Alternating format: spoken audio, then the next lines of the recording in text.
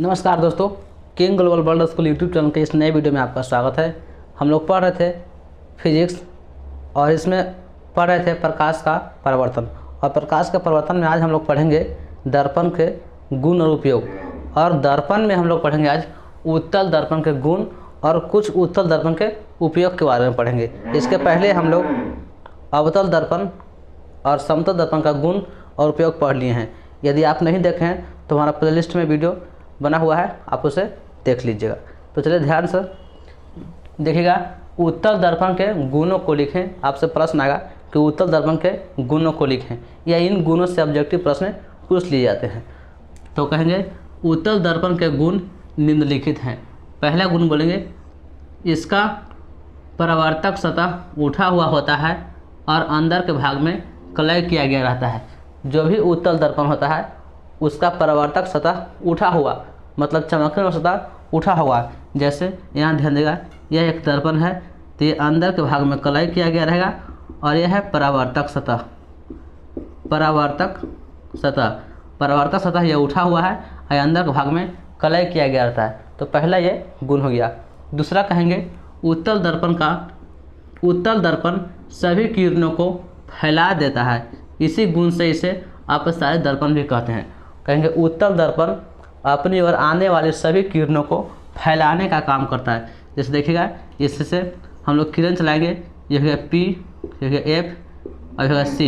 जितना भी किरण चलाएंगे उसमें तो क्या कर रहा है, यह यहाँ से इधर फैला देगा, इधर से फैलेंगे इधर फैला देगा।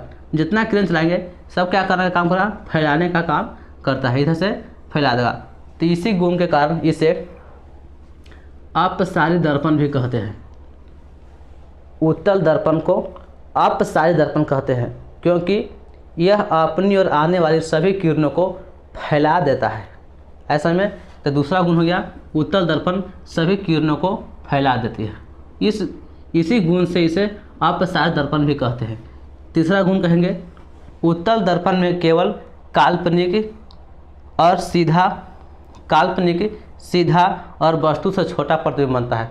उत्तल दर्पण में हमेशा प्रतिबिंब बनेगा जो काल्पनिक होगा, सीधा होगा और वस्तु से छोटा प्रतिबिंब बनेगा।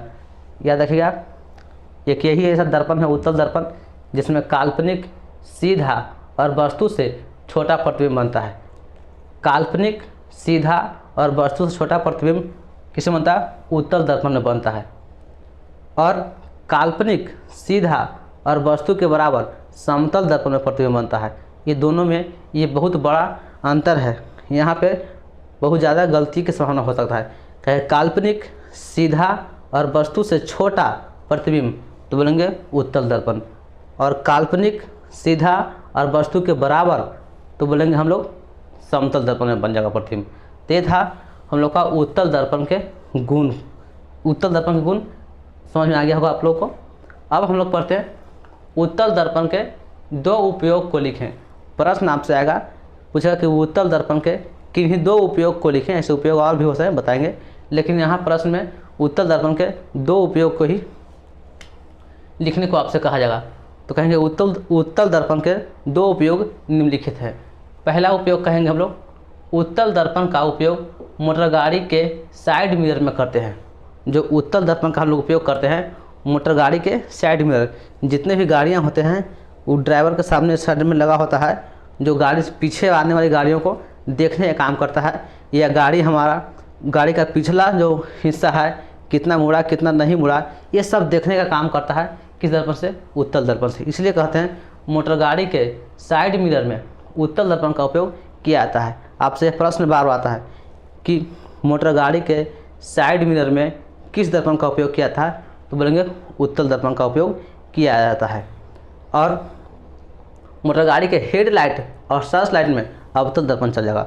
हेडलाइट और सर्च लाइट कहेंगे तो अवतल दर्पण, लेकिन मोटर गाड़ी के साइड लाइट जो साइड मिरर कहेंगे, साइड मिरर में तो कौन सा दर्पण, उत्तल दर्पण का उपयोग किया जाता है। दूसरा उपयोग उत्तल दर्पण का उपयोग सड़क के किनारे परावर्तक रोशनी में करते हैं। सड़क के किनारे परावर्तक रोशनी में, जैसे देखिए आप शहर में चलते होंगे तो सड़क है ये, और सड़क के किनारे किनारे इस तरह से छोटा रोड पर लगा होता है।